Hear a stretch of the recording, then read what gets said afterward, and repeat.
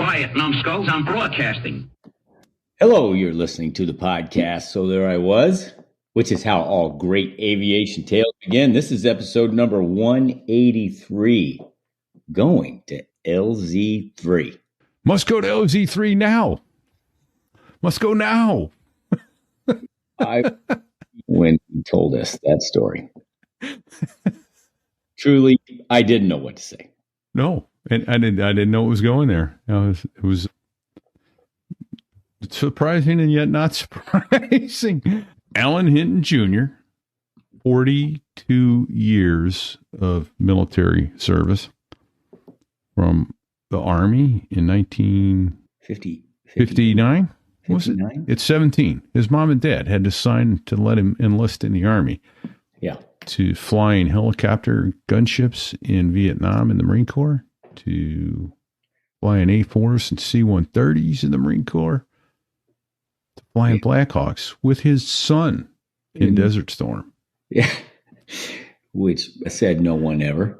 Right? Exactly. Right? And then ended up, we didn't really get to it to the very end there, but he did a stint as a high school teacher. I mean, this dude, anyway, a lot of stories, 7,000 plus hours in multiple military aircraft. Yeah, mostly rotary wing, which is an accomplishment itself. Yeah, and he claims he's never crashed. And that is truly unbelievable to me. Now, I didn't press as Candyman, we asked him about it too. No, I said, you never bent metal? He goes, oh, no, that's not what you asked. I didn't press him on it. I didn't say, well, we I don't rotate it and set it down somewhere hard. I didn't go there. But hey, it's a lot. It's a lot to take in, ladies and gentlemen. So it really is. And the time frame will jump around on you a little bit, but some great stories. Yeah.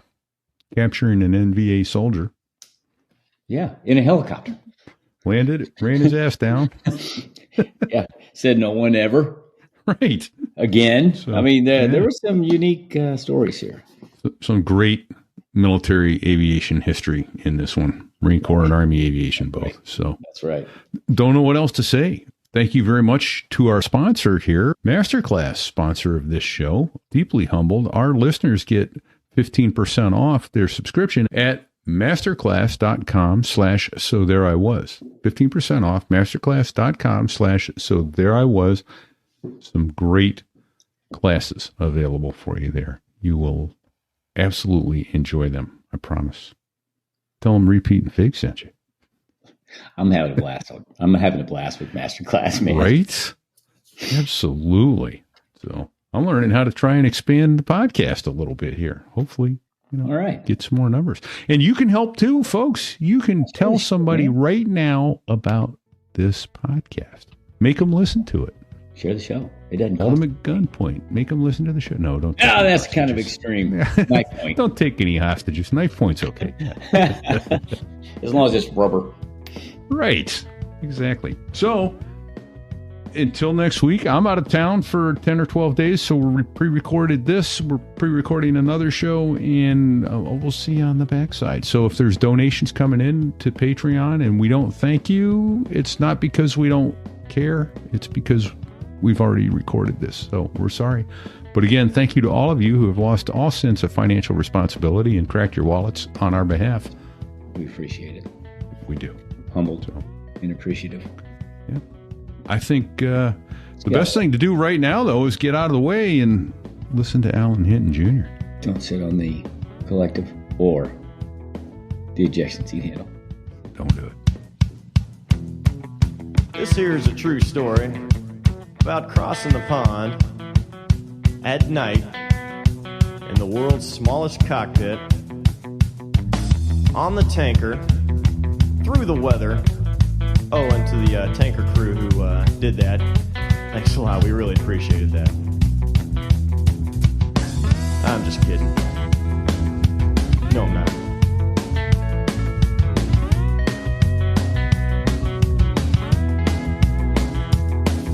Well, there I was, crossing the pond, and you could see that I wasn't exactly... So there I was. Yeah, I was flying as a co-pilot that day with Gary Olszewski, we were the low bird on a low-level recon around the Da Nang area. We used to fly that every morning and every evening before sundown. And sometimes you'd find the strangest things, because I remember one time flying the early morning recon, we found 4 rockets in a rice paddy there in the morning. And I know for a fact the day before I'd flown over that same area, and they weren't there the day before. So sometime during the night, the NVA had moved them down. And I guess getting ready to fire them off at Da Nang, which regularly happened, but most of the time those rockets didn't hit the city of Da Nang or the airfield. They were usually overshot and landed in the South China Sea. But I was flying the low-level recon as a co-pilot with Gary Olszewski. He was the pilot that day, and we flew over what were the remains of a bombed-out South Vietnamese house. And one of the gunbirds that was covering us said, "Hey, somebody just stuck their head up out of this hole and was cutting the concrete floor." The South Vietnamese would oftentimes, the houses were built on a concrete slab, and they would cut a hole in the concrete and dig out underneath it and then live down there kind of in a homemade bunker. And so that was rather interesting, that because when we flew over, it just looked like a black hole in the concrete slab. So we did a quick 180, and as I said, I was flying as Olszewski's co-pilot that day. The guy that wrote the schedule had it down the opposite way, and I'd have been the pilot, and Olszewski would have been my co-pilot. None of what I'm about to tell you would have ever happened. But anyway, so he does a quick 180, and we're hovering over this thing, and the crew chief in the back says, "Hey, let me throw a smoke grenade in there and see what happens." So we're hovering about 3 feet over the hole in the concrete slab, and he drops a smoke grenade in there, and about 8 guys come bailing out. 2 of them were in NVA uniforms, and the rest of them were in black pajamas like most of the civilians. And 7 of them stayed together and ran over toward this other bunker and I guess hunkered down there. And Olszewski took off chasing this one that went in the opposite direction over toward this village, run along the tops of the rice paddy dikes.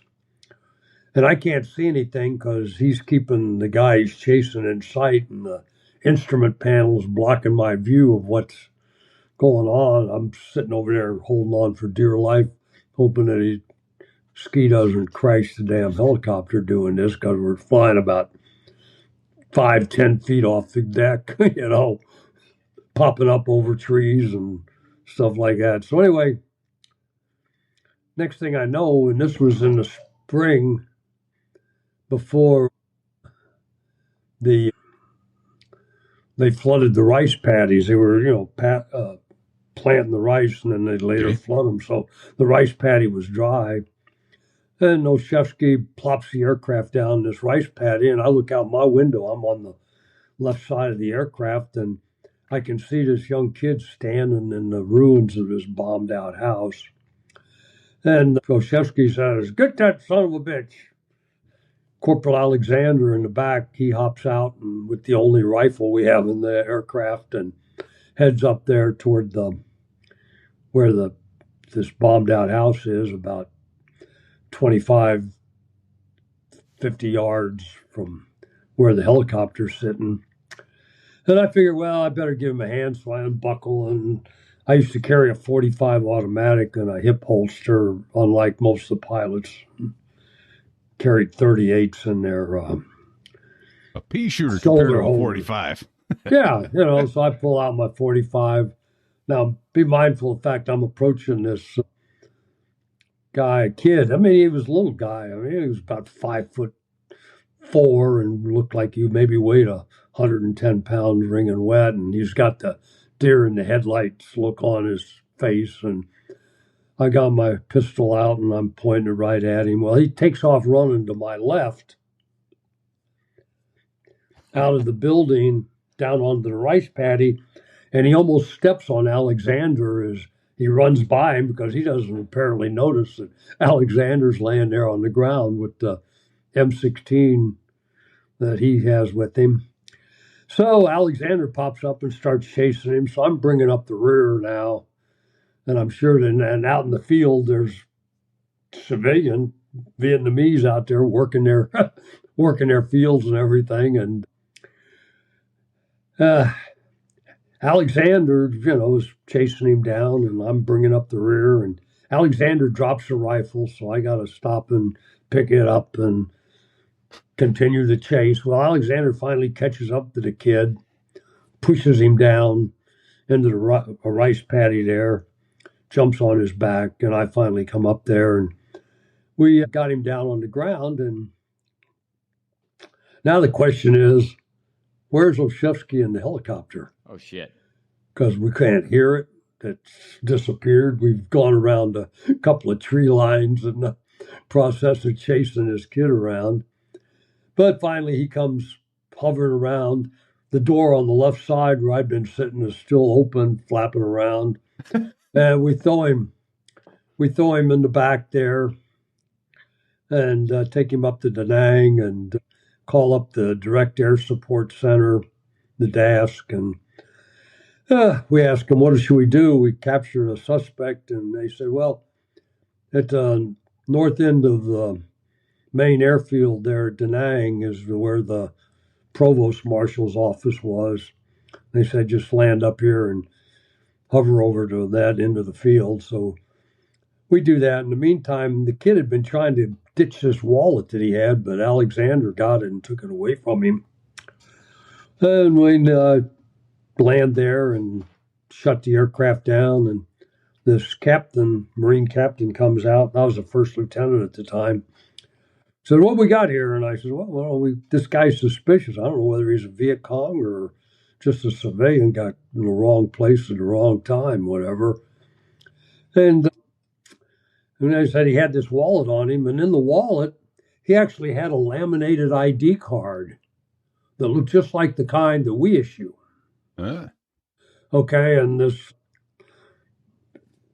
grunt captain that was the provost marshal, he looks at this thing and said, well, yeah, this kid's a Viet Cong. And I said, well, how do you know that?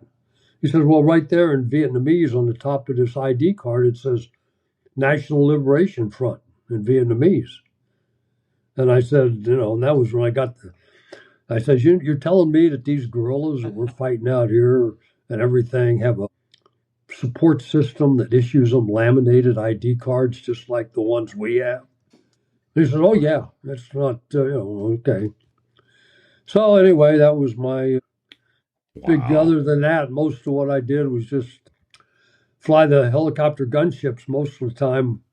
We had about 35 Huey, E-model Hueys in the squadron, and 30 of them were configured as gunships with M60s on each side. We did a lot of escorting the med-evac and resupply birds and stuff. And then we kept about 5 of them for missions like the low-level recon, or Allyn. Sometimes Allyn, I'm gonna stop you right there.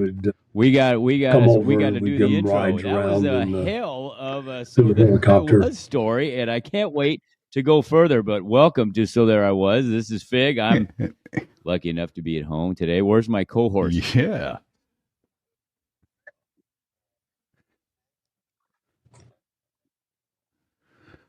I'm home as well, repeat here, home in New Hampshire, and coming to us from South Carolina today is none other than Allyn Hinton Jr., who has an amazing career spanning at least almost 3.5 decades. Well, 42 years. 42 years, okay, over 4 decades in Army and Marine aviation. That was a Marine aviation story, but Captain Hinton, your son got a hold of us, and thank you. We also need to say thank you to Badass for putting your son in touch with us and bringing you to our attention. We are thrilled to have you with us at the ripe young age of 82, is it?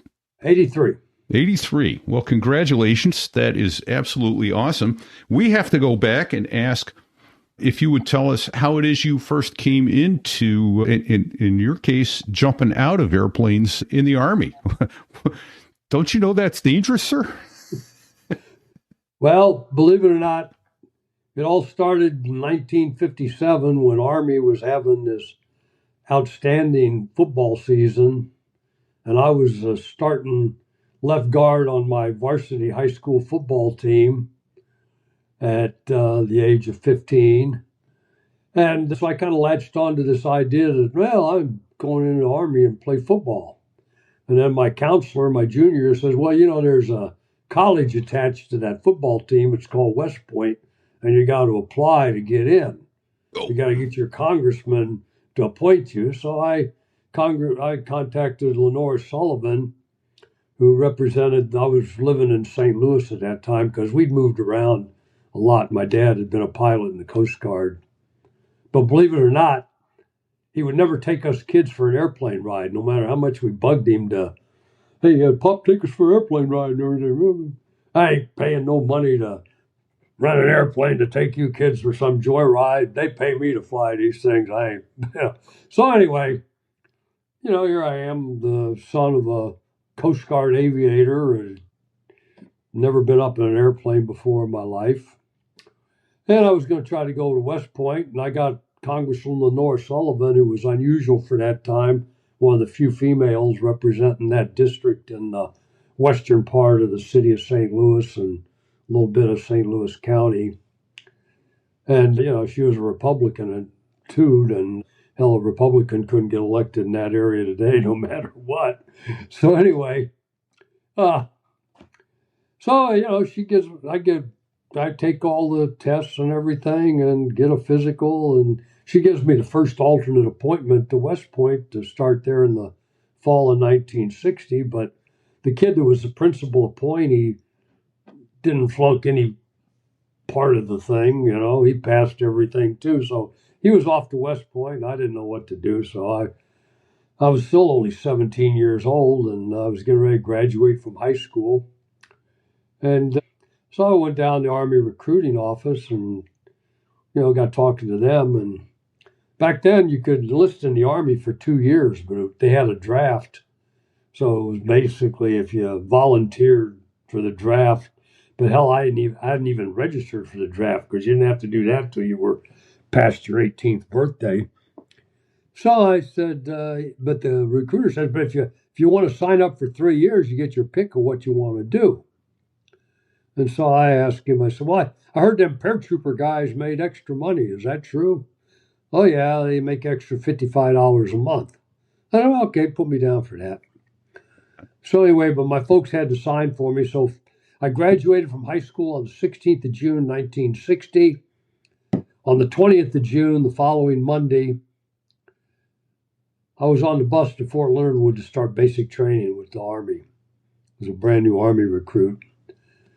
Made it through basic training, they assigned me to Signal Corps. I went to Fort Gordon, Georgia, learned to be a radio operator. And during my 3 years of being on active duty on the Army, after I learned to be a radio operator, I never once operated a radio during that whole time. So anyway, then I ended up going through jump school in March and April of 61 when they still had it there at Fort Bragg. And I played on the football team at Fort Bragg in 61, 62. And so, I wasn't all that popular when I came back to my unit. Yeah. Can you tell us what basic training was like in those days in the Army? I'm imagining it was probably pretty intense.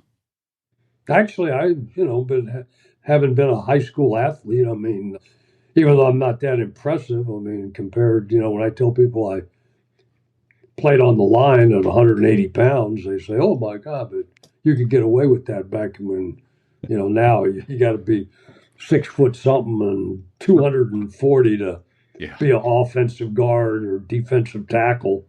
So anyway, actually, I didn't think basic training was all that hard. I mean, it was a lot of drill, right shoulder arms, left shoulder arms. The longest thing we ever did was toward the end of the 8 weeks. We did they said it was a 20-mile hike, but it didn't seem all that long. And then had a bivouac out in the field in the pup tents for a couple of days. And the big thing there was 2 weeks in the middle going to the rifle range and qualifying with the old M1 rifle, which I did, it wasn't all that big a deal. Sure.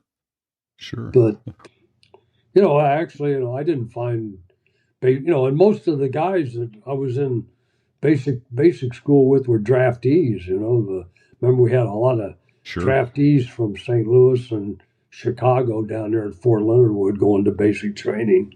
Okay. Nice. All right. Did my 3 years and got out and went to college. Nice. But I had great scores. I remember right before I got out, you had to go. The last place you had to check out at there at Fort Bragg was the battalion career counselor, and Sergeant First Class Morgan was his name, and he'd been my platoon sergeant when I first joined the unit, and then when I went off to play football, when I came back, they had moved him up to the battalion headquarters to be the battalion career counselor, and he's looking at my scores on all my tests that they give you in reception and everything. Mm-hmm. And he said, "My God," he says, "I can't believe the scores you have on all your tests. You don't have anything below 120." He says, plus, and I remember in basic when we were taking all the tests, they gave the test to everybody, and then they came in, they said, "Well, most of you will be excused, but we're going to call the names of a few people, and if we call your name, stay in the room." And first thing that goes through my mind is, well, these are people that are going to be on KP tomorrow or something, Right. So anyway, they called my name and about 9 or 10 other guys' names out of about 50 of us sitting there in the room. And they said, "Okay, all of you have scored." These tests were all multiple choice, and they ran them through the machine, and they had the results immediately, whatever. And you folks all scored high enough on your tests and everything that you got one more test to take, and that's for OCS. But you can't start OCS until you're 18 and a half because we can't commission you a lieutenant in the Army until you're 19 years old, which is something I didn't know. And here I am. I still haven't seen my 18th birthday yet. Right. So I sit down and take their test, and Morgan's looking at the test scores, and he says, "Good God," he says, you had everything was Way over too smart 120, to be, and in some areas you were way too tested smart out to at be in here. 135, 140, Huh? Yeah. Well, and he says, "You scored high enough." He says, "I could re-enlist you and get your orders right to OCS." And I said, "No, I'm getting out and going to college because I've already contacted Southeast Missouri State and been accepted down there in Cape Girardeau, Missouri." Who's the most famous person to come out of Cape Girardeau, Missouri? One by the name of Harry Truman, if I recall. No, Harry Truman was from Independence. Okay. Somebody closer to your field here. Rush Limbaugh. Oh, that's right. He was Rush from Limbaugh's hometown was Cape Girardeau, Missouri. Cape Girardeau. Yeah. Halfway between St. Louis and Memphis. And between St. Louis and Memphis, it's the only place there's a bridge across the river to Illinois. If you want to go across the river in between there. But anyway, so I went there, and while I was there, I knew about the Navy Aviation OCS program. And I went down, went to the Navy recruiter there in Cape Girardeau and asked him, I said, I'm interested in the Naval Aviation OCS they made that movie, Officer and a Gentleman, about that. Right. So anyway, so the recruiter said, well, what year are you in school? I said, I'm just a freshman starting out, but man, I'm interested. I'll do this. And the recruiter said, well, come back when you're about halfway through your junior year, and, we'll start the paperwork and everything. So I filed that away. Well, it's the fall semester of my sophomore year, and I'm cutting through the student union. I got a couple hours off before I got to go down to football practice. And Captain Ogle from the officer selection team of the Marine Corps is down at Cape Girardeau recruiting college kids that think they want to be officers in the Marine Corps. And I get talking to him and everything. And he says, we got a better deal than what the Navy's offering. You can go 2 6-week summer sessions to Quantico. And if you make it through that, when you graduate from college, we'll make you a second lieutenant in the Marine Corps. And in fact, you'll even guarantee you an aviation slot, but you had to come over and take all these tests and everything. So I went up one weekend to St. Louis and took all the tests that he wanted to take on, and everything. And next time I hear from him, well, you passed everything, you're good to go. And so I went up to Quantico, and the first summer 66, and my second summer was summer 67. And I was out at Camp Upshur out there in the boondocks of Quantico with a bunch of college kids. I was the only guy that had any military service. Okay. And so I went through PLCs, which I think you went through too, didn't you? We both did, yeah. Yeah, well, I mean... Big did it in one summer, and I failed life's IQ test and did it in 2 summers, so... Yeah, and, I didn't take me but about 15 minutes of being there to understand what the name of the game was here, because they bring in all these college kids. They've already given them mental tests to prove you're smart enough that we can teach you anything you need to know down the road. Okay. We've given you a physical. You don't have a heart murmur or some other thing that's going to kill you.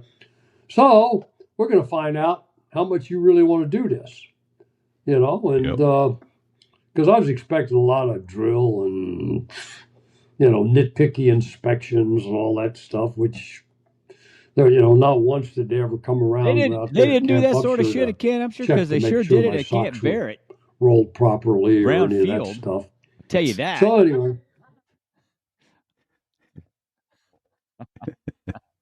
We're at, huh? Well, as I said, I did the first summer there, and then the second summer, if you're familiar with Quantico, you know where the air station is at Quantico. Right, down on Main side. Okay. There. And then right across from, before you get to the entrance to the Quantico Air Station, there's a group of little white buildings down there, and it's the swimming pool is right there where those buildings are. The grinder. Yeah, the second summer I was there, we were the PLCs that were in the second summer. They housed us down there in those little white buildings that were down there. And I remember every morning we'd have to march up over the bridge, over the river, that creek that feeds into the Potomac River there, and go up to the main field where you could start the hill trail and all that stuff from. What was that creek? That was over at the Chop Annex. Yeah. Yeah. Yeah, I mean, okay. Yeah, that creek bed that, and so that was, and I called all the guys together at the barracks when the staff wasn't around one night, and I said, guys, they, in fact, one of the students told me, one of the other kids I was with that had never been in the military, says, I thought this was going to be a lot like college. We'd have a lot of classes and stuff. The only classes I remember was they gave us some classes in Marine Corps history and then gave us a 50 question multiple choice test, right, on the history of the Marine Corps, right? Remember that test in PLCs? Yep. That and how to strip your rifle down and a few other. That was a different test but it was just a Marine Corps history test. Well, right.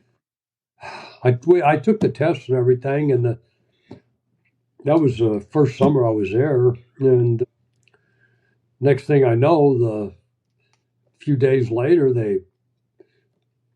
the captain who was just back from Vietnam, brand new captain, who was our platoon commander for right, for your company section there. Or your platoon, yeah. Yeah. Anyway, he says, candidate Hinton, front and center. And I'm thinking, oh, man, what, am I fucking trouble, you know? What the hell is going on here, you know? You know, so I go out front. Congratulations there, candidate Hinton. You scored 100% on the Marine Corps history test. They've never had a candidate do that before in the history that we know of. And, well, I was a history major in college, so, you know, when they got into them Marine Corps history classes, I was really interested in all that, you know. I learned all that stuff I had to. So, you know, I did that, and I made it through the 2 summers. Well, what did you say? You were about to say, and we got sidetracked a little bit. What the name of the game is? Yeah, I think you mentioned it yesterday. What's the point of OCS? Well, determine people that they're going to quit. Yeah, that's it. Quit. Yeah, and they make it easy to quit. Sign the DOR slip and go home, candidate. Yeah. I don't know how many times I heard him say that, right to your face. Little Creek. That's it. Yeah. And I'll tell you one of the funniest stories I have, just compared to my experience with the Army. Okay. This is the first summer we're out at Camp Upshur, and they issued us M14 rifles. Okay. And looking, with the Army was really big on securing them weapons. Now, remember, this is 1966. Okay. And I'm looking all around the barracks. I don't see any rifle racks anywhere or anything. You know, wow, what the heck's going on here? So I get my nerve up, you know, and I remember he was a staff sergeant from Puerto Rico. It was our senior sergeant instructor. Sergeant instructor, yeah. Yeah. I go up to him, you know, sir, where do we secure the rifles for the weapons for the night? Damn it, candidate, Marine Corps issues you that weapon. You better make sure you don't lose it, you understand? You mean I can just lock it in my wall locker? Well, that might be a good idea, or you can sleep with it. We don't care. I'm going, okay. Yes, sir. So that was my introduction to the weapons. I don't know how they did it later on. But there you go. I seem to recall locking them to the rack at night, but we had a rifle rack that went right down the center of the squad bay. Yeah. To our bunk. We locked them to our sleeping rack. Yeah, I mean. Interesting. I don't recall that. Yeah. Now the second summer I was there, they actually had a rifle rack in the barracks that we could put them in. But the first summer out at Camp Upshur was none of that. Right. I mean, it was like primitive, you know. I mean, so anyway, you know, I did that. Was committed, you know. And then the other thing is, I wasn't supposed to graduate from college until June of 1968. Okay. Right. So, but you know, and I attack college the same way I do anything in life. You know, if there's this job that needs to be done, I try to find out what the toughest part of it is and knock that out first, and then, you know, deal with whatever else you have to do. Sure. So anyway, so when I got into college, I made a list of everything I needed to graduate, and, you know, took all those classes and everything so that I had it all figured out. Come the end of my senior year, I was only going to need 9 hours to graduate, and it could be any 9 hours of electives. I could take 3 basket weaving classes or something, you know, to make it easy on myself. Right. So, you know, that was my big plan, you know, everything. Okay. So just to be on the safe side, I'm about halfway through. Plus, I'd made the dean's list, so they let me take extra classes. Instead of taking only 5 classes, I got to take 6 classes and stuff. Okay. You know. So I go into the registrar because I want to double check that nothing slipped through the cracks. Right. You don't want to get to the end and need 1 more hour. Yeah. So anyway, I look down, I go in the registrar's office, and he looks at my transcript. Now, back then, it wasn't on a computer or anything. This is 1968. And he's looking at it, and he says, "Well, heck, Al," he says, "if you pass all your classes this semester, you'll have 3 more hours than you need to graduate." And I said, "I can't be right." Okay. I says, I still need 3 more hours. And he says, "No," he says, "you remember them 2 summers you went to Quantico, the Marine Officer Program?" I There says, you go. "Well, yeah." College credit. He says, "The college gave you 6 hours of credit for each summer, total of 12 hours there." I said, "12 hours of what?" He said, "Well, it gave you 12 hours of military science." And my answer to him at that point, well, I said, "Well, yeah, it was military, but there sure wasn't much science involved in it." That may be a show title. Yeah, so, I contact my OSO up at St. Louis, Captain Ogle, and tell him, "Hey, if I pass all my classes, I'll finish college in January," because back then you finish, you went on Christmas break and you still had a couple of weeks in January, Sure. And then whatever. And they said, "Well, yes, as soon as you get a letter from the college saying you've met the degree requirements with the official college stamp in it, we'll commission you." So I ended up being commissioned on the 23rd of February, 1968. And going, they told me, "Hey, go to Quantico." I went and bought me a new Camaro, 68 Camaro, and All right.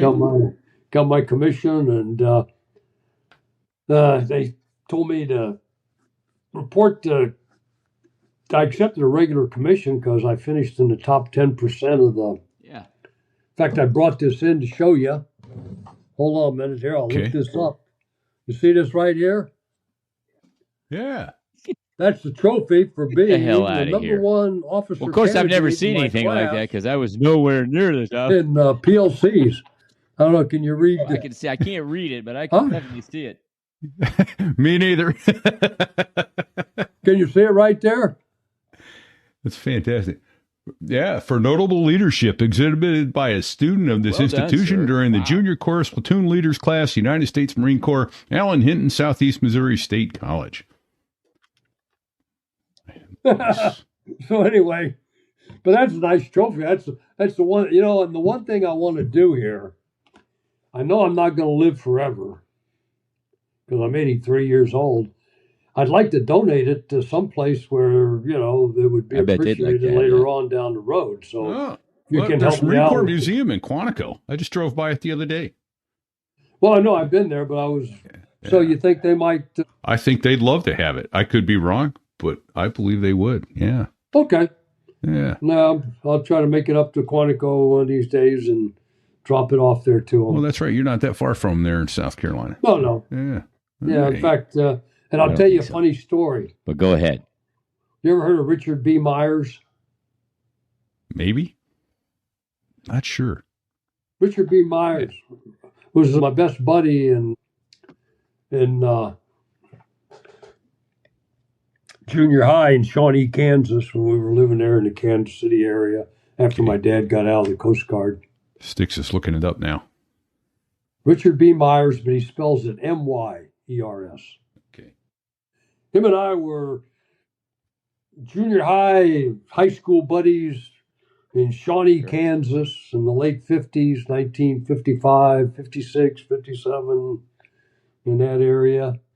He went through he went to Kansas State University and went through Air Force ROTC at Kansas State. And he put in 40 years on active duty, and he was commissioned in 65, had gotten a degree in engineering. Chairman of the Joint Well Chiefs. done, Sticks. Yep, Well done. Chairman of the Joint Chiefs of Staff. All right. Chairman of the Joint Chiefs of Staff from, hold it just a minute. That's the second guest that we've had on the show who's a friend of a chairman of the Joint Chiefs of Staff. We had another one who's a friend with Raising Cane. Here we go. Let's take a look here. There's a picture. When I was invited to his installation as chairman in October of 2001. Now, at that time, I'd gotten in the Army Reserve, but that's General Myers and me, and joking about being back in Hawker Grove Junior High in Shawnee, Kansas, in 1955 and 1955 to 1957, and then Shawnee Mission High School until 1960. But I didn't get to make it. They still let me be part of the Shawnee Mission High School graduating class for reunions and stuff. But in 1957, right after I finished ninth grade, my dad took a job at McDonnell Aircraft in St. Louis. So I ended up going to St. Louis through my last 3 years of high school. Well, fantastic. So we've got you through college now, and you're off to flight school.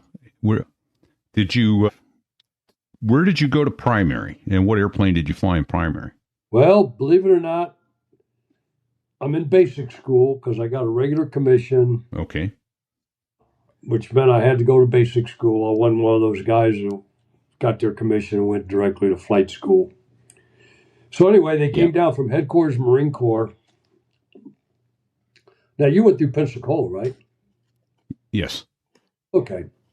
I never understood why it took so long to get pilots out of Pensacola till I went down there later in my career. Because we all have to sit around in the pool for 6 months at a time. Yeah, that's what I could never figure out. So anyway, Headquarters Marine Corps comes down, and I was in K Company, Class 968, there at basic school.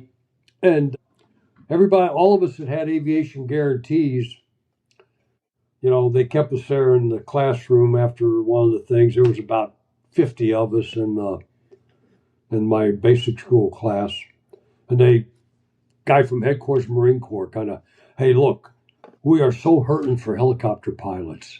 You know, we got this deal with the Army that can get you through flight school and get your wings in 34 weeks.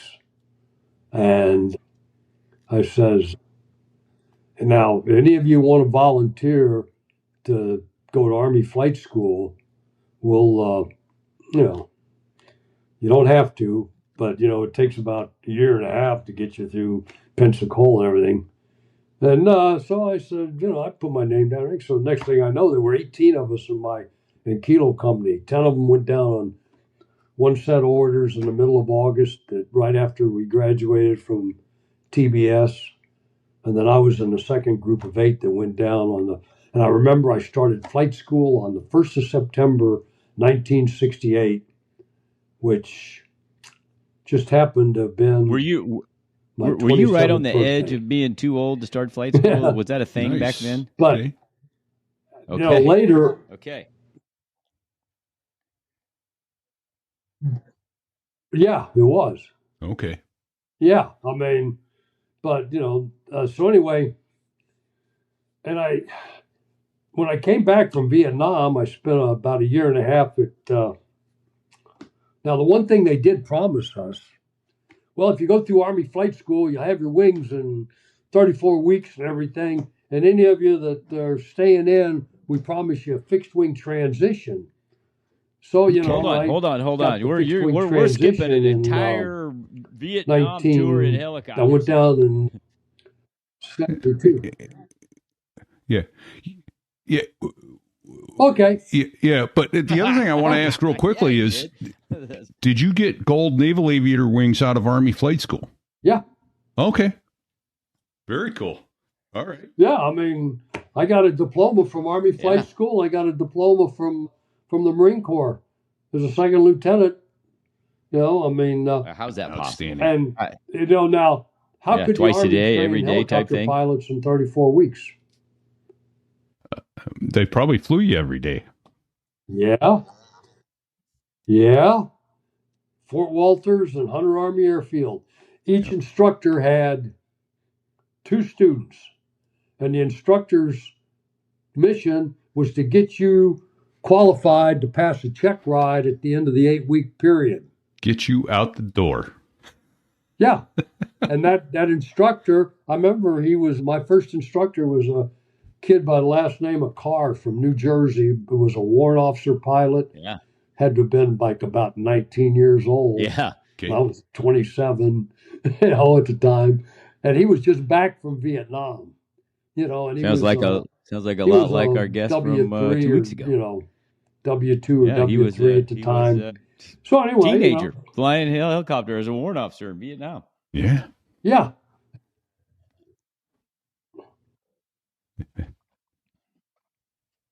Yeah. Well, anyway, and his job, and then at the end of each 8-week period,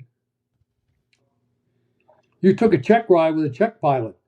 It was like taking your driver's license. He just hopped in there, didn't say a word to you. He expected you to go out. They briefed you ahead of time. You go out, take off, make the radio calls, do everything you got to do, and he just sits over there and determines whether you're up to standards or not. No kidding. No kidding. That's okay. Awesome. Huh? All right.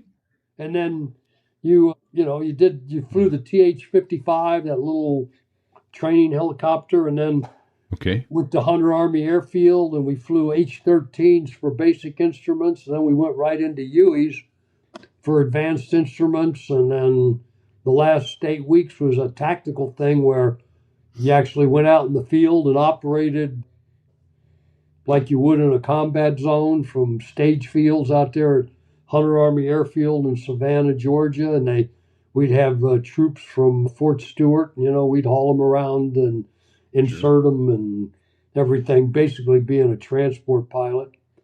And then when I go ahead. I'm sorry.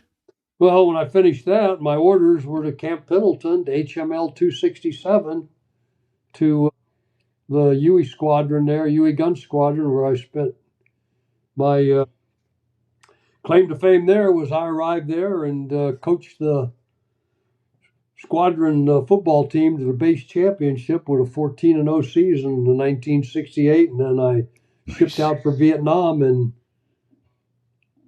1969, because I shipped out for Vietnam in December. Okay. Right. You said the day after Christmas on the pre-show chat, right? Yep. Yeah. Well, that Merry was the Christmas. Day See ya. That was the date that I left Norton Air Force Base for Okinawa, and then I spent a few days at Camp Hague in Okinawa, and then flew down to Da Nang and was assigned to HML 167 there. Okay. I'd like to back up briefly to flight school and ask, had you done any flying at all before you got at the flight school? Never been up in an airplane. Was that fairly common? Okay. I've been up in airplanes the to guys jump in out your of them when I class was a to paratroop just pilot. there's have that, no right? flight experience and show up at flight school, or were there guys that had flight experience? Okay. I don't know any of them that had any flying experience. Wow. Okay. That was a subject that never even came up. Right. There you go. All right. Because I remember... Was it hovering. Easy for you? What about or learning you to were like, hover? holy shit, Well, this thing's trying to come do you remember apart that? the whole time I'm flying. Okay. Because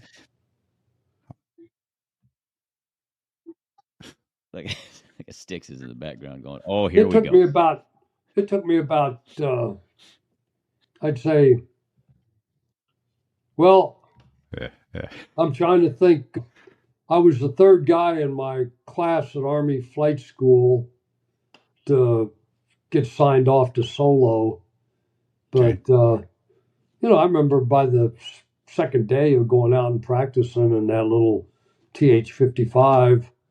You know what a TH-55 looks like? That's the MASH helicopter, right? MASH that was medevac. it was a used 300 or something they called it. Yeah. The H-13 was the kind that you see in MASH. Okay. Yeah. But, it was a little 4-cylinder reciprocating engine that was right underneath your seats there in the thing. And, it could only take 2 people. It was the civilian version of it. You might see local TV stations have them fly the civilian used 300 or used 500. That was our primary flight trains, and then the second half of it. At least you're flying in the airframe that you're getting ready to go to war in, so you're getting some top experience in that. There it is. Well done. Yeah, that's it right there. Yep. Okay. That was what they used for the primary flight training at Fort Walters, HML Texas. 167. How many guys in your squadron? So you find yourself in Vietnam. How many pilots in your squadron in Vietnam in HML 167? Two. Huh? Oh, 267. Oh, guys, probably 267. You said 267 was at Pendleton. 167 was in Vietnam. Gotcha. Okay, you got it right, Fig. My apologies. Right. Anyway, 167. I don't know. That's okay. That's all right. We put together a cruise book with the pictures, all the pilots in it. I guess I could go get it and count them. Oh shit! We're just trying to get a feel for how many. I'd say probably we had 35 aircraft. That's a lot. We had every Huey in Vietnam was in HML 167 when I got there. But of course, you got to remember when I got there, was when they turned the northern part of I Corps over. They pulled the third Marine Division, went back to Okinawa, and they gave that whole Fubai area up to the DMZ. They handed that off to the Army's 101st Air Cavalry unit. That became their area of operation. But if you're familiar with Vietnam, most of my flight time in Vietnam was very rarely did I go north of the Hai Van Pass, but a few times I went up to Fubai or Hue for something. But from there down to Chu Lai was the area that the Marines still had. In fact, the last Marine, 167 was the last Marine helicopter squadron to pull out of Vietnam in May of 71. Okay. Well. But all right. Do you remember the first time getting shot at? And let me ask this: I'm assuming you were not an aircraft commander when you got there. You're riding co-pilot for the first several. Made aircraft. I got there in tail end of December, say January, and I got signed off to be a plane commander by around the middle of March. Nice. I mean, we weren't getting a lot of we didn't have enough pilots to put 2 pilots in each one of our aircraft if we could get them all up for flying on one day.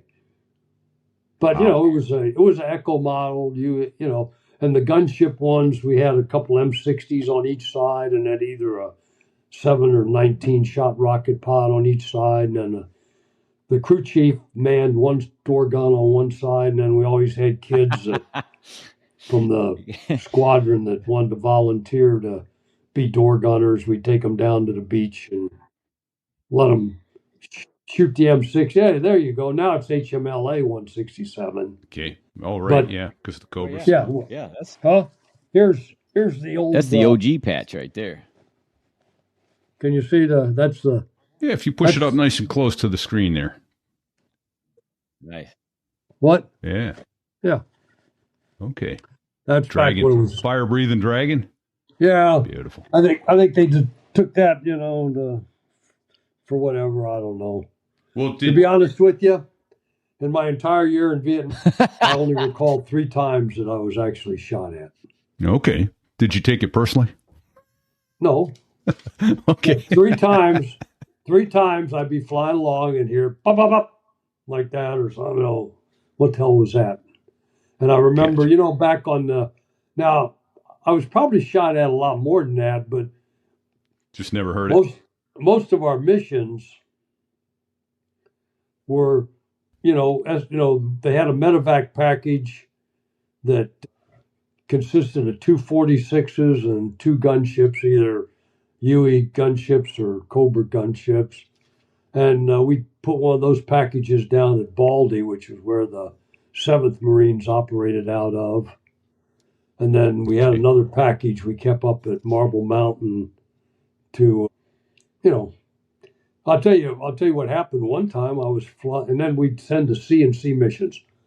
Now, and that CNC mission, we'd send a Huey slick down to support the Korean Marines, whose area of operations was just south of where the Marines operated out of, right?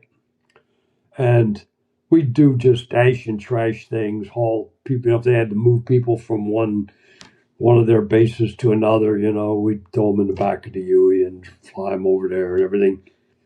And then the big thing, every night before you got ready to leave them, they'd say,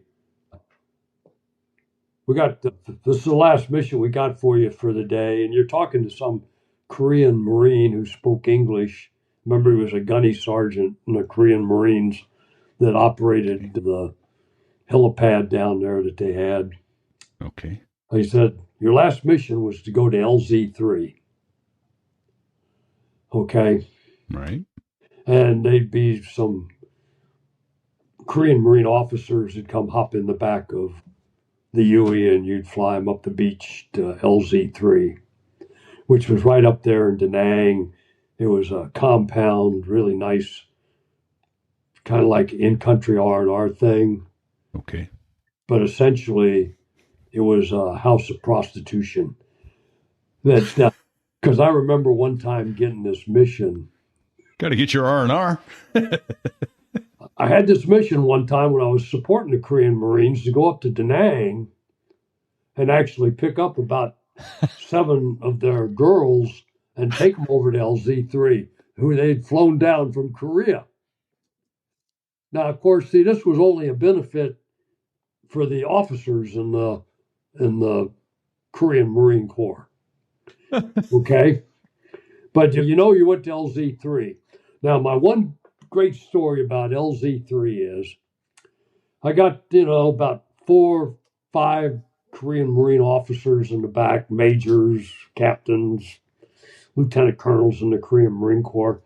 And I'm going up the beach from the Korean position when I hear Lemon 1-4 checking in with the desk.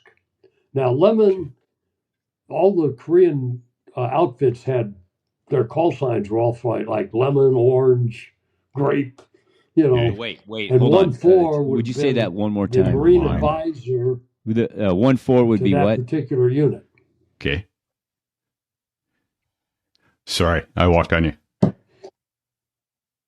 If the guy came up on the radio and his call sign is 1-4, that was the advisor to the Korean Marine unit. Yeah. Okay. Liaison, so if it was lemon 1-4 or orange 1-4, that would generally be a Marine captain or something that was out there with the Korean Marines. Yeah. Okay. So he's calling back up to the desk. Now I'm just taking off and I'm heading up the beach toward Da Nang. And he says,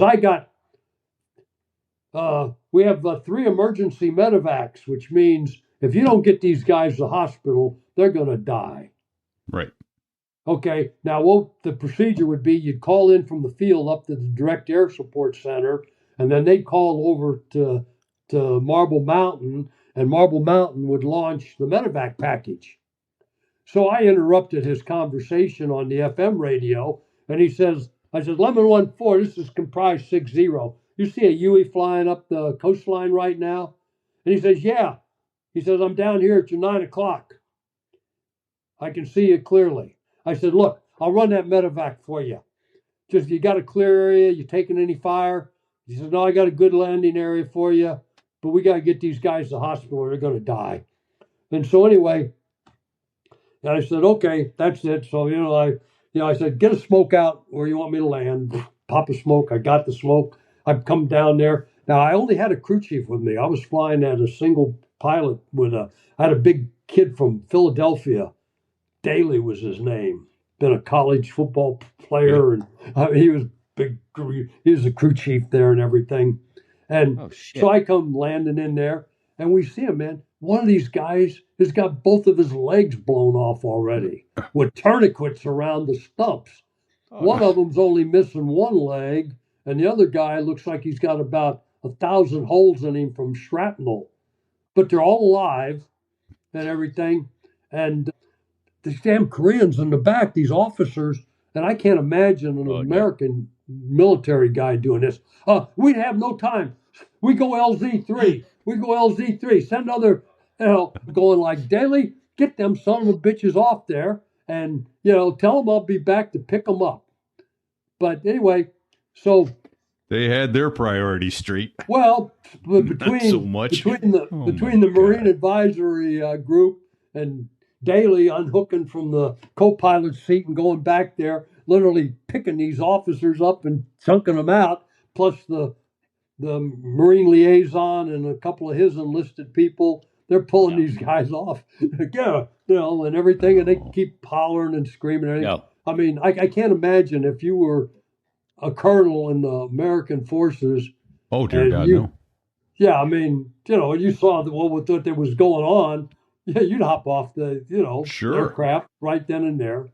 So anyway, we get them in the back and everything, and man, pull pitch, and I ain't taking them up to the damn Army hospital up there at China Beach, because the USS Sanctuary is sitting there, and that was a naval hospital ship. Okay. Sitting there right in the harbor of Da Nang. And so I took them out to the Navy hospital ship where I know they were going to get the best medical attention available. Very nice. I mean, so somewhere maybe in Korea those guys are still alive and everything, but, I don't know. Oh, but anyway, then and as I'm flying back down, I tell Daly, I'm on the intercom, I says, I got a mind to leave them bastards in the field with their troops for the night. But they'll get some cuddling from their troops tonight. Yeah, and now we go to LZ-3. Okay.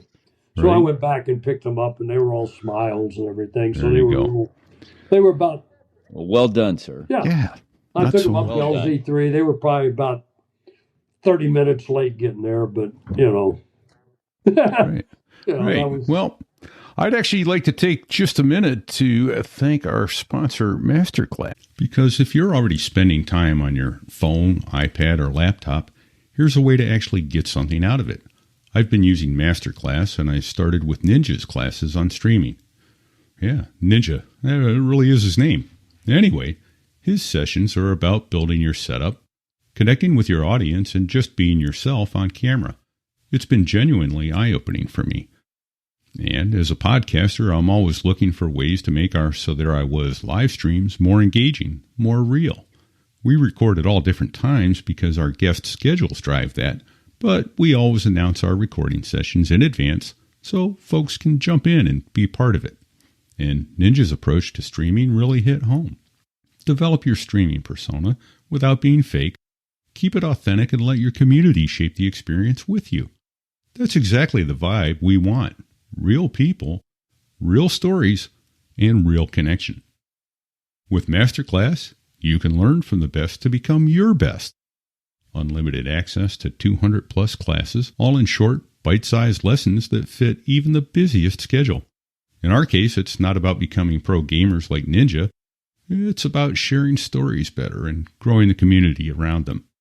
From Ninja, I've been learning practical stuff I can actually use, like how to use chat to drive engagement and real-time feedback, how to set up lighting and cameras on any budget, how to moderate with personality, and how to share your stream with the community so people actually find you.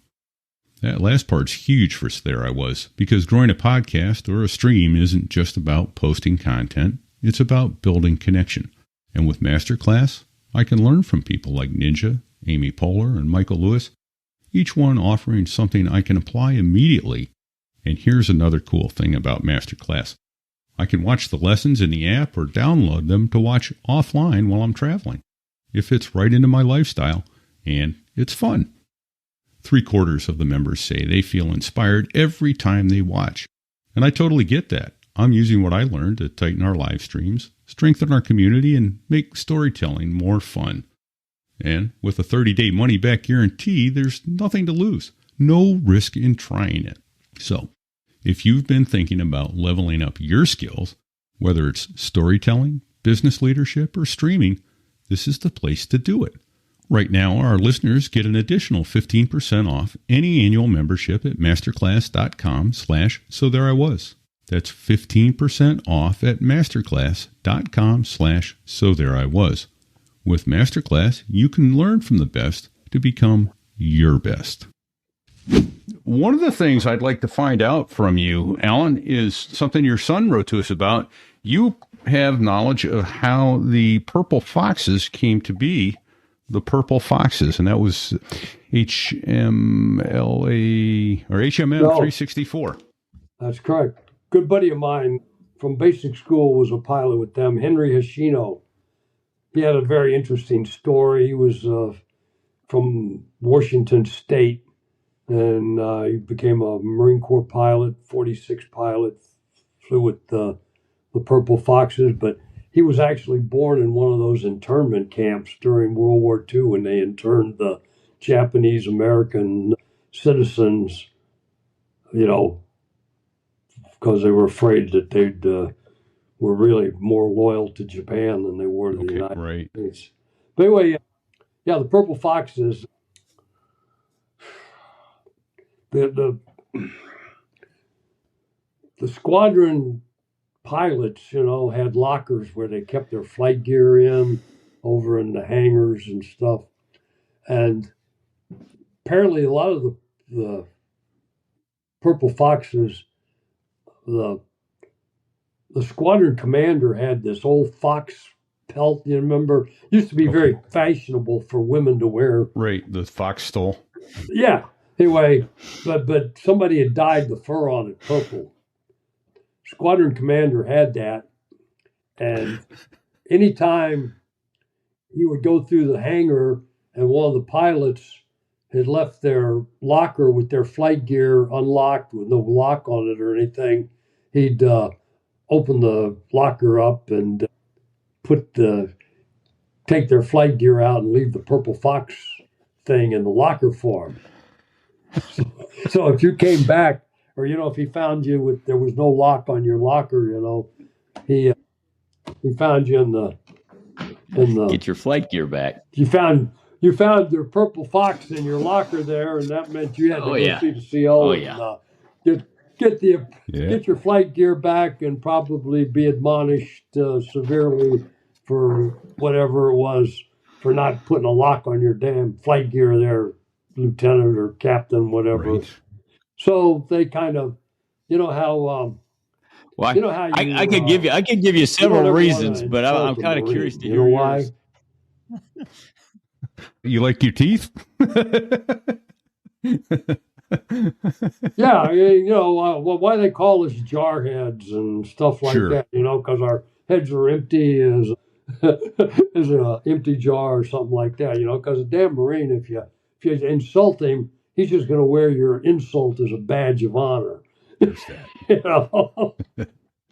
Because, in 250 years, anytime somebody had said something about the Marine Corps to me, I'd say my answer, anytime somebody said something negative about the Marine Corps, I'd say, tell me when the Marine Corps ever let this country down. Tell me when it happened. Right on. It ain't going to happen. And I'll guarantee you one thing, as long as there's a U.S. Marine Corps, there will be a United States. Now, they've had plenty of people try to eliminate us, but, never like who was it, when they raised the flag on Iwo Jima, somebody said, that guarantees a Marine Corps for the next 500 years, which was a good thing. No. Absolutely. Oh, fantastic. Didn't want the Purple Fox to visit your locker. Yeah, you didn't want the Purple Fox to visit your locker. So, they came up with they did have a different squadron patch before that. I mean, I've got some of the older, there were older patches that didn't have a Purple Fox on them. And they didn't call themselves a Purple Fox until that happened. Sure. All right. Well, after Vietnam, you wound up getting that fixed wing transition they promised you, and you and Fig are fellow Meridians, it turns out, huh? Well, yeah, and one last thing, my biggest fear in Vietnam, and thank God it never happened, but I flew a lot of missions where I had to lay down close air support to troops on the ground. Like we'd get calls to go out and support company that was in contact with, and and thank God it never happened. But my biggest fear was always that I'd accidentally shoot some of our own people. So determining where the bad guys were from where the good guys were, and as long as there was at least 100 yards between them, I felt fairly confident that I could lay down rocket and machine gun fire without, picking off any of our own people. Not to you. But That's good. That has happened more times than we've had plenty of examples of it. Yeah. Yeah. So I came back and was assigned to the air control group for about a year and a half. And then they kept bugging my monitor, and I want my fixed wing transition I was promised and everything. So it was 72. They sent me to Meridian, Mississippi, where I flew the T2s.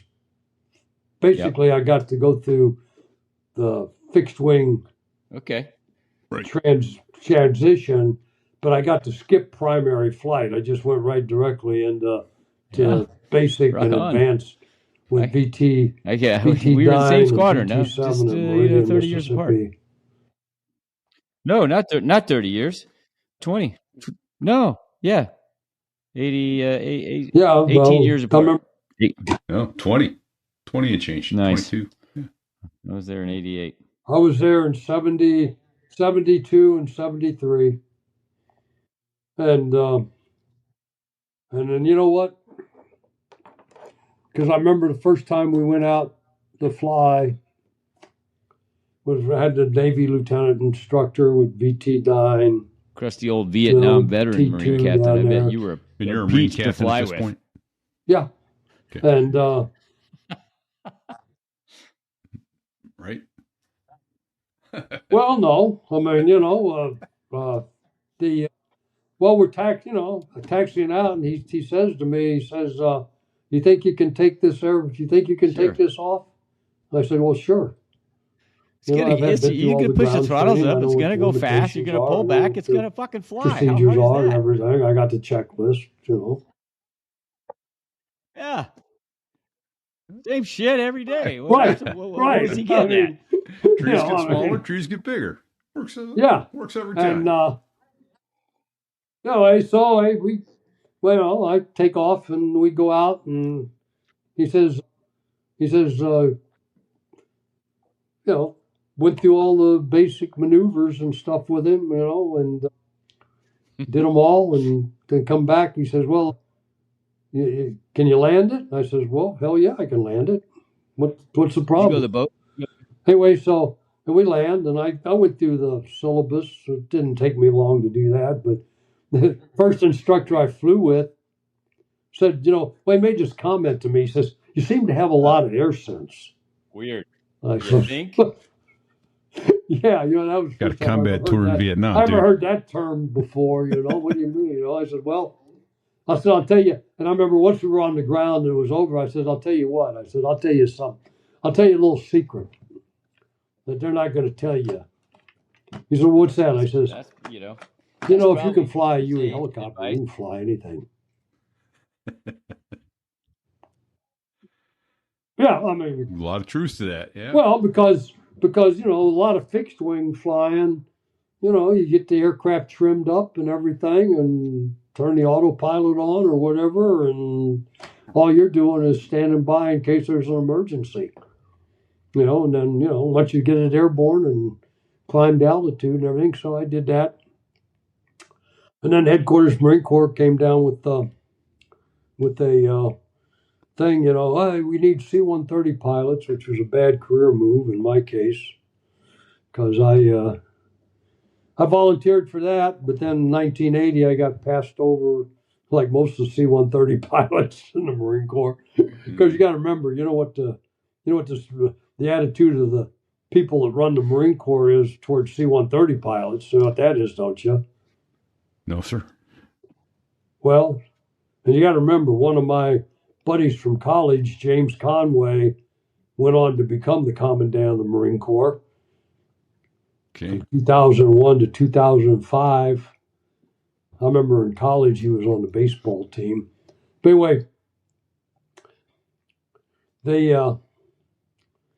to the generals and high-ranking officers in the Marine Corps, C-130 pilots or American Airlines trainees. We get more of them if we ever need them. Just put out a message saying we want, and guys will jump on that in a heartbeat. Yeah, man. C-130, I mean, it was attractive to me because, God, man, you get to fly all over the world and do all kinds of stuff. Hey, great. So hold on. That's why I jumped on the 130 thing, and then I did. Did you go to the boat, the aircraft carrier, the T2s and A4s? Which boat? Lexington? Yeah. I went to I carrier qual on the Lexington out of Pensacola in the T2, and I carrier qual in the TA4 out of the Franklin D. Roosevelt operating out of Mayport. Because Lexington, when I was ready to carrier qual in okay. When I was ready to carrier qual in the A4s, Lexington had gone into dry dock for some maintenance thing, so they were carrier qual. We'd put together when it came time to get some guys to carrier qual. They they put a group of us, about 4 or 5 aircraft, and send us over to Cecil Field, and we'd fly out of Cecil Field in there. And in fact, I had to make an emergency landing when I was carrier qualing in the TA4 because I had a fuel problem after I'd bingoed off of the ship to head back to Cecil Field. My that's fine. Fuel gauge went to 0, and I was still about 150 miles off the coast of Florida.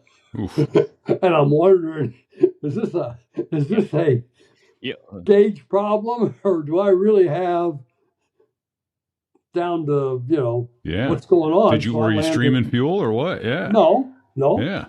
No, I mean that's what you have to wonder. Am I streaming fuel? Why am I at 0? Did you ever I got about 1,000 hours the TA4? You got 2 drop tanks, and then you got an internal tank, but you only got 1 fuel gauge. Okay, that. So you had to push a button. 2 wing you had to tanks, push a button to read and then you got the fuel in the tank and the external tanks. Yeah, and that's on the in.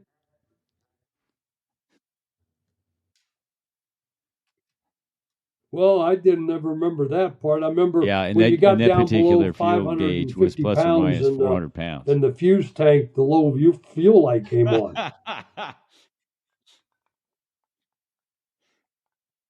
Yeah. Well, see, the thing about it is I'm bingoing off the Roosevelt, and I get a low fuel light.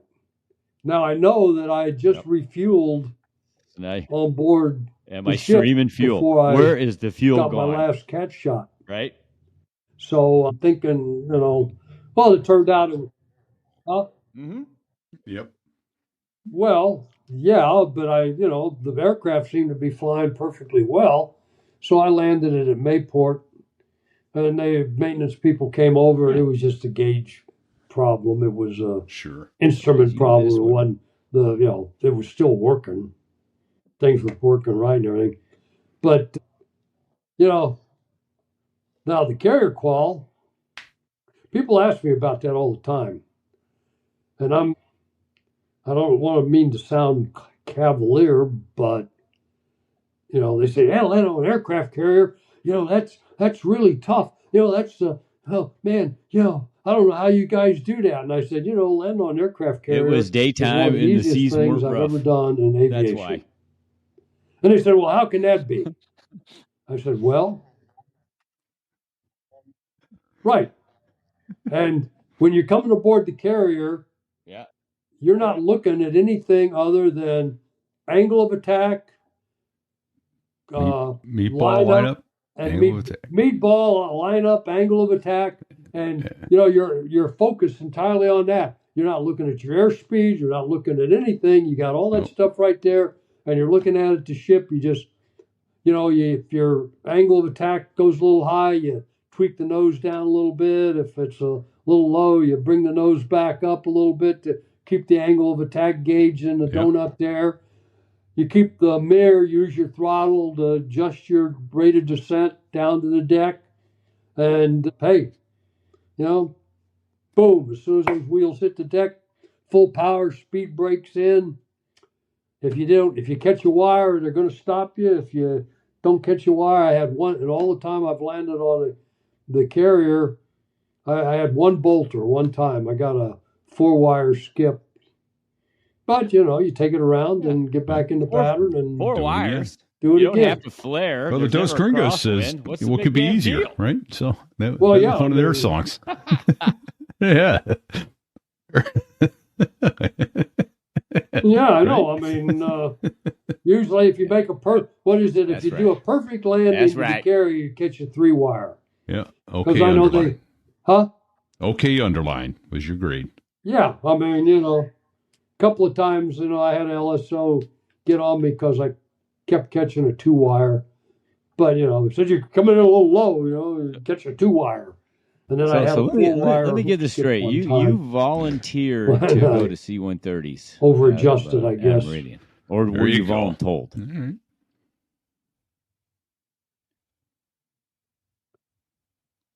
Okay. Yeah. No, I called the monitor because, hell, I mean, I was just looking at building flight time, going to see the world, man. I mean, and I did. I mean, I ended up in the... But they didn't tell you the part about getting passed over for major, which, believe it or not, looking back on it, was the best thing that ever happened to me. I become a department head. You know why? And you don't fly. What happens to you when you make major in the Marine Corps? You don't fly. Or you get sent to some staff job somewhere. Right. Pushing a bunch of paper around. And you might get back into the cockpit if you make lieutenant colonel and happen to become a squadron commander. Right. Even though I had a squadron commander in Vietnam when I first got there. You ever heard of Doug McCoy? Don't think so. Doug McCoy became we had a terrible morale problem in 167 in Vietnam. Because we had you ever heard of Jack Weber? Nope. No, I'm thinking Jack Webb, but no, Jack Weber. No, this is Jack Weber was his name. Well, he was a CO of 167 in Vietnam when I got there. And the morale among we lost an aircraft in Vietnam that went down. We used to fly this mission over into Laos every day.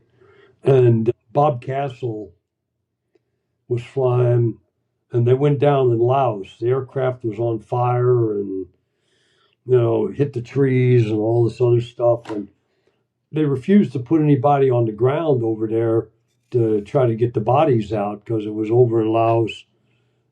Because we were flying escort for these long-range recon people that they were putting on the Ho Chi Minh Trail to do whatever they were doing, call in B-52 strikes on the Ho Chi Minh Trail or something.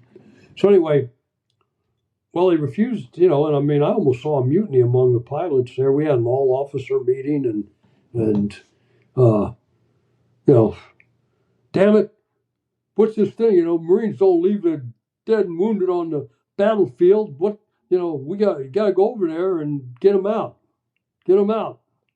Well, we're not going to risk losing another aircraft and casualties and everything. Nobody could have survived that crash. Well, Larry Parsons, the co-pilot, was picked up 19 days later in Laos by an Army chopper flying out of Phu, and he had somehow survived the crash. Whoa. And so they did put a Marine recon team over there, and they recovered Bob Castle's body. But to this day, Staff Sergeant Underwood and Corporal Gonzalez, the crew chief and door gunner in that aircraft, are unaccounted for. And they found a U.S. .38 revolver at the crash site in perfectly good condition, loaded, not been fired. And somehow, it was just laying there on the ground at the crash site. And from that, they deduced that the bad guys hadn't been to the crash site. Right. Because if the North No Vietnamese self-respecting soldier came to leave down. a weapon behind. Yeah. I mean, if they were just laying there on the ground where you could see it, I mean, they'd pick that up in a heartbeat, But yeah, Meridian, I carrier quad there, and then went to the 130s because I wanted to see more of the world and get a lot of flight time, which both of those things happened, but got passed over for major in 1980 and got out and got a job teaching school and got in the Army gave me a direct appointment to W-2. There was an Army Reserve aviation unit there in the St. Louis area where I was teaching high school at Parkway South High School. And I got on with them as a warm-up. I remember going over to tell them, hey, I'd like to fly and with you guys and stuff. And they said, well, I don't know. We've never taken anybody from the other branch of service into the unit. Almost all, in fact, when I joined the unit, about half the pilots in the unit were Vietnam vets, but they'd all been Army helo drivers in Vietnam, right? Yeah. And so I said to the CO, Major Harriman, I said, well, would a diploma from Army Flight School mean anything to you guys as far as credentials? And he said, well, yeah. You went to Army Flight School? I said, yeah. Well, when did that happen? I said, well, from 1971 to 73, the Army was training 300 Marines a year. So I put together a packet, with a copy of my diploma from Army Flight School. It took about 3 months for it to go up the chain of command and come back down. Next thing I know, I get a call from it was the 281st Aviation Company when I joined them. They had H-model Hueys. I get a call from them to come on over and get sworn in, get your direct appointment to W-2. 6 years later, they promoted me to W-3. 6 years after that to W-4, and then 9 years after that, when I turned 60, they retired me. But having that diploma from Army Flight School, I guess, kind of said That's right there. Outstanding. Second And then you lieutenant, got to transition U.S. to Marine Corps, Blackhawks but at it some was point. from Army Flight School. So, in '87 we were the first reserve unit to trade our Blackhawk or our H-model Hueys in for Blackhawks. Now Blackhawks, the nicest helicopter I ever flown, man. God, Yeah. that's great. Okay. Great So aircraft. tell us about that a little bit. What was that airplane like? What was the transition to it like? And then, well, you went down to Fort Rucker and went through the 6-week transition. We were the first reserve unit. We were the 281st Aviation Company based at Scott Air Force Base in Illinois to get Blackhawk helicopters. okay. And I was each reserve unit had a certain number of active duty people that were there full time. Okay. And one of the pilots that was there full time was a guy by the name of Jim Prince, who they sent him down to go to the transition. And the school year just ended, and I was home on summer vacation, and the phone rings and it's Bob Jones over there at the fight facility. And he says, hey, Al, is school out? And I says, yeah. He says, can you get down to Rucker by tomorrow? And I said, well, yeah, why? He said, well, Jim Prince went down there and they kicked him out because he was overweight when they put him on the scales to check him in. And he says, we're going to lose our slot there unless I get somebody down there that, isn't going to get sent home. Okay, so, man, I backed and went down. I was the first regular pilot and, reserve pilot in the unit to transition to the Blackhawk. And when I got back, this is going to be hard to believe. I took a check ride with Bob Jones, who I'd been flying with there in the unit for ages. He was a great guy, a great pilot and everything. Anyway, so I took my Blackhawk check ride with Bob Jones. When we land, he signs me off as plane commander. Fantastic. Awesome. So Well, you had a couple hours in rotary wing aircraft, so Yeah, well, I mean, and then flew Blackhawks in Desert Storm. Yeah, so I wanted to ask you about that. There was, I think, your experience there. I'm not sure that anyone else has ever done what you did. Well, I don't know. I mean, I was flying with the reserves when we got called up. Yeah. I can show you a real interesting picture if you want, but I got to run out to my car. No, go ahead and stay here with us. I may have it. Jack may have sent it to us. I'll look for it right now. But I don't think he did. No? Okay. It has to do with flying U.S. senators. Oh, okay. No, I wouldn't have that one. Iraq. But here's one. No, if you'd stay with us, please. Okay. Yeah, we. Is that Jack? Yep. Okay, so that's you and Jack. Yep. That's your son who reached out to me, and so you're both Blackhawk pilots in the Army on active duty at the same time. Yeah. And you flew in Desert Storm together. Yeah. Right. That's us in Desert Storm, and you can see the Blackhawk with door behind us there. Sir. Yes, sir. Yeah. Now, did you fly in the same bird, or did you fly the same missions? Well, they didn't make it up. They didn't make it. Believe it or not, everybody said, well, there were other pilots, and this goes back to Bob Jones. There were other pilots in the unit said, well, they can't fly together being father and son. That's against order. That's against regulations. And Bob Jones, who knew every regulation in the book, says, would you show me where that is in writing? And of course, it doesn't exist. Of course not. So, I mean, that'd be a silly regulation to make because it almost would never happen anyway. So right. So anyway, yeah, we flew together 3 or 4 times, but I mean, as a rule, they didn't put us in the same aircraft at the same time. And then after Desert Storm, my Jack, they wanted to keep. They said we were going to keep about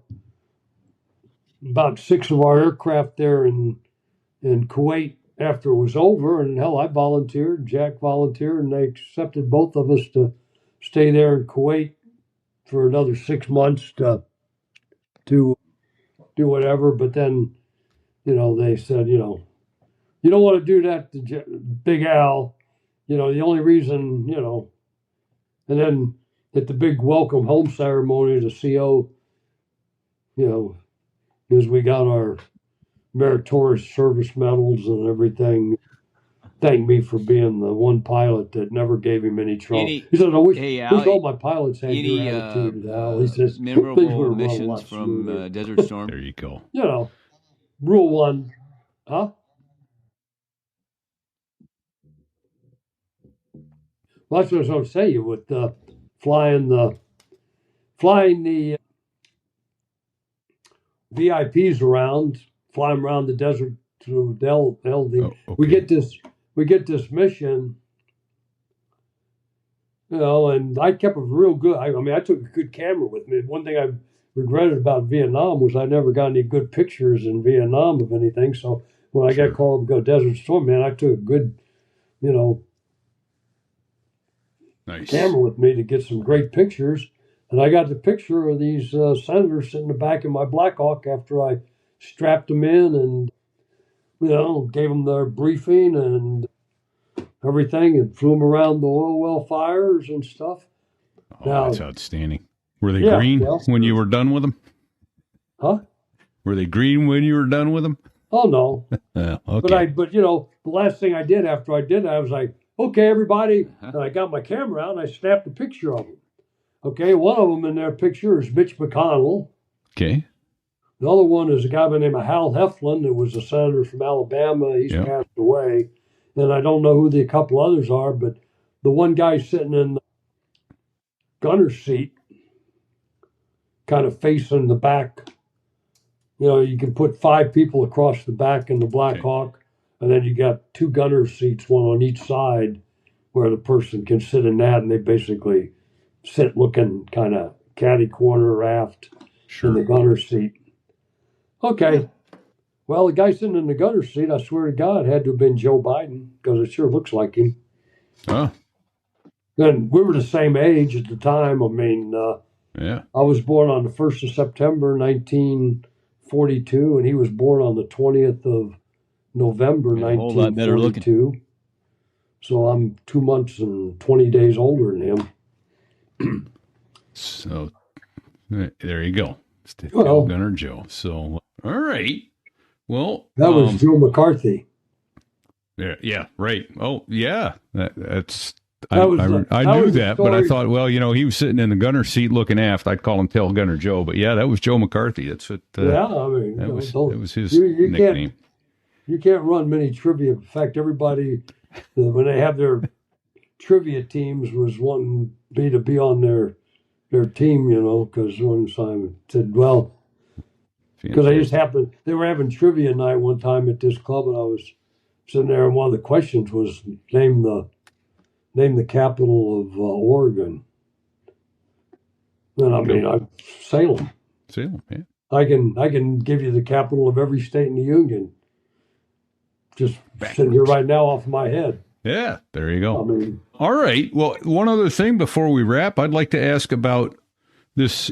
It's called Marine Patches. You founded Marine Patches. Yeah, every 2 years, Papa Smoke, which is the Marine Combat Helicopter Association, has a reunion somewhere. Okay, and I remember at the reunion sometime in around 1988, sometime in that area, the subject came up about getting patches from the old squadrons from Vietnam. Okay. And, I mean, back then, somebody would be going on R&R to the Philippines or Taiwan or someplace like that. And, they used to make them, they'd hand sew them there in the Far East. If you had a picture of what they wanted, they'd make them for you and bring them back to the squadron. So I smelled a business opportunity there, see if there was any real interest in it. So I had the 27 Marine helicopter squadrons that served in Vietnam. I had their patches made up and took them to the next reunion. And I had about 30 or 40 of each one done. I contacted an embroidery company up in North Carolina that did those. And I had the patches made and bought them and took them there and sold them for like $5 a piece. And, right. They flying off the rack and everything. And then then somebody brought up the thing about why don't we, make them for fixed wing squadrons, and then the Navy got a hold of it and somehow, and now we. So where are they made now? Where are the patches actually physically put together? I don't know where they're being made now because Jack's taken over the business. Okay. I mean, I know I've been down to his warehouse in Corpus Christi, Texas, where they're all down there, and he's got full-time employees that do nothing but fill orders and send them out in the mail. And there's a couple of embroidery machines back there in the back that can print, can make 24. So I assume he's making them down there, and because I basically turned the whole business over to him and got out of it. Sure. There you go. All right. It's marinepatches.com. And when I was talking to Jack briefly, he said, yeah, that's VMA 223. He goes, it's one of the patches we make. He goes, it's one of the very few squadrons that doesn't buy our patches. You can get a 223 patch from marinepatches.com. It's crap, I say. For whatever reason, their coffee mess officer is not a customer. Are you listening, lads?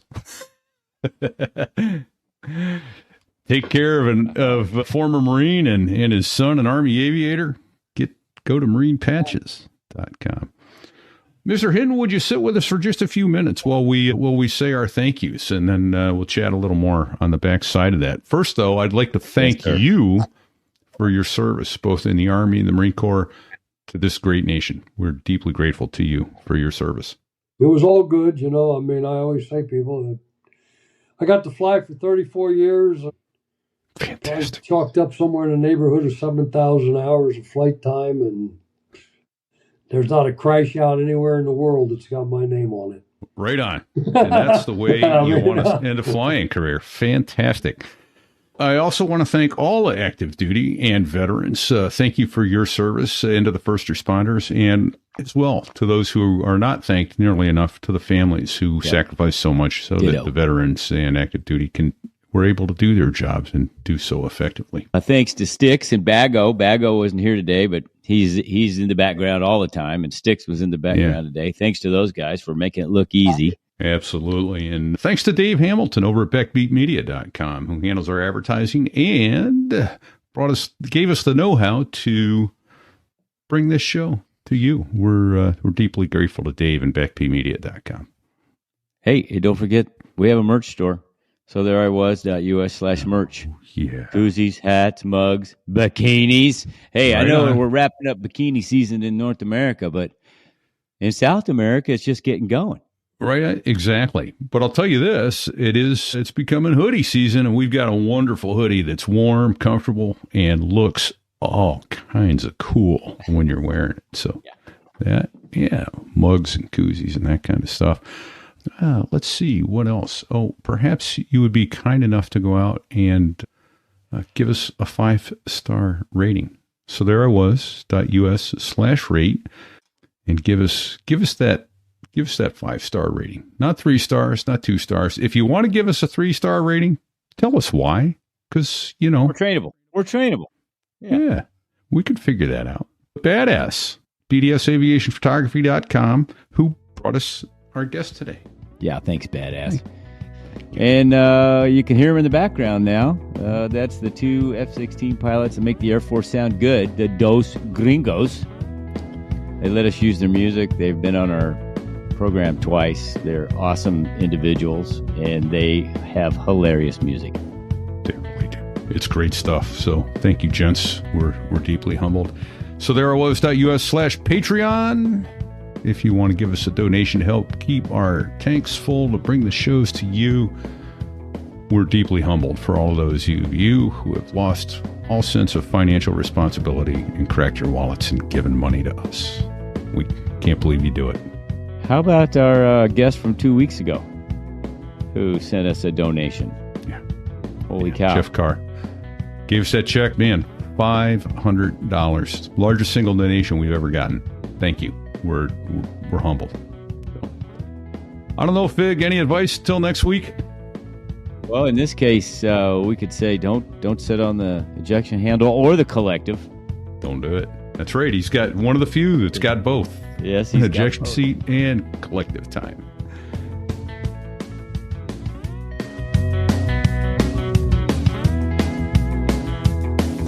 Well, there I was, crossing the pond, and you could see that I wasn't exactly fond of all the shit I was wearing on that day.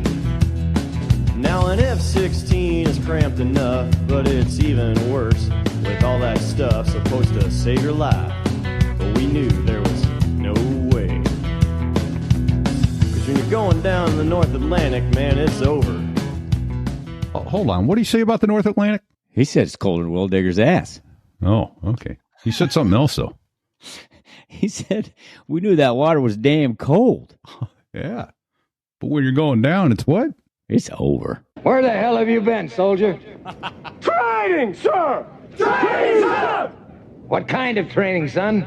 Army training, sir! Army training, sir!